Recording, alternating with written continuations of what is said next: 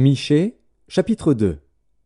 Malheur à ceux qui méditent l'iniquité et qui forgent le mal sur leur couche. Au point du jour ils l'exécutent, quand ils ont le pouvoir en main. Ils convoitent des champs, et ils s'en emparent, des maisons, et ils les enlèvent. Ils portent leur violence sur l'homme et sur sa maison, sur l'homme et sur son héritage. C'est pourquoi ainsi parle l'Éternel. Voici, je médite contre cette race un malheur. Vous n'en préserverez pas vos coups, et vous ne marcherez pas la tête levée, car ces temps seront mauvais.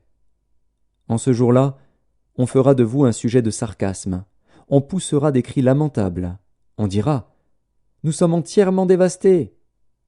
Il donne à d'autres la part de mon peuple. Et quoi? Il me l'enlève. Il distribue nos champs à l'ennemi. » C'est pourquoi tu n'auras personne qui étende le cordeau sur un lot dans l'assemblée de l'Éternel. Ne prophétisez pas, disent-ils, qu'on ne prophétise pas de telles choses. Les invectives n'ont point de fin. Oses-tu parler ainsi, maison de Jacob? L'Éternel est-il prompt à s'irriter? Est-ce là sa manière d'agir?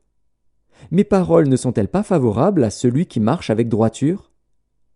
Depuis longtemps on traite mon peuple en ennemi.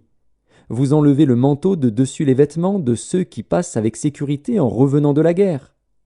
Vous chassez de leur maison chérie les femmes de mon peuple, vous ôtez pour toujours ma parure à leurs enfants. Levez-vous, marchez, car ce n'est point ici un lieu de repos. À cause de la souillure, il y aura des douleurs violentes. Si un homme court après le vent et débite des mensonges, je vais te prophétiser sur le vin, sur les boissons fortes. Ce sera pour ce peuple un prophète. Je te rassemblerai tout entier, ô Jacob. Je rassemblerai les restes d'Israël, je les réunirai comme les brebis d'une bergerie, comme le troupeau dans son pâturage. Il y aura un grand bruit d'hommes. Celui qui fera la brèche montera devant eux. Ils feront la brèche, franchiront la porte et en sortiront. Leur roi marchera devant eux, et l'Éternel sera à leur tête.